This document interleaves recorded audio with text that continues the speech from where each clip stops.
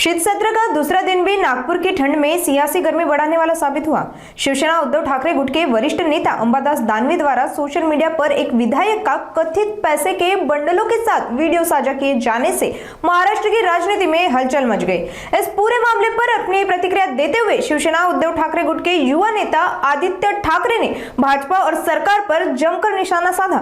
उन्होंने कहा कि इस तरह के वीडियो सरकार की कार्यप्रणाली और नैतिकता पर गंभीर सवाल खड़े करते हैं और जनता को सच्चाई जानने का पूरा अधिकार है। ऐका, तुम्हाला सांगतो, ही जी बातमी पसरवली होती ती एका गटाने पसरवली ज्यांच्या मनात असं आहे की उद्धवजींची आणि मुख्यमंत्र्यांची भेट होऊ नये। कारण मागच्या वेळी जेव्हा भेट झाली होती तेव्हा बीपी सगळं ते काय कुठे कुठे काय काय झालं होतं त्यांचं ते विचारत ना। पण मुख्य गोष्ट हीच आहे की लोकशाही एखादं असं जेव्हा सदन असतं महाराष्ट्रासारख्या राज्यामध्ये एवढं निवडणूक आयोगाच्या आशीर्वादानं बहुमताचं सरकार आल्यानंतर तुम्हाला एका विरोधी पक्ष नेत्याची भीती वाटते, एका व्यक्तीची भीती वाटते, हे आश्चर्य आहे। भाजपला जायचं नाहीये, आम्ही देणारच नाहीये। हो, पण ते सत्तेत ते का घेतील भाजपवाले विरोधी पक्ष नेत्याचं पद?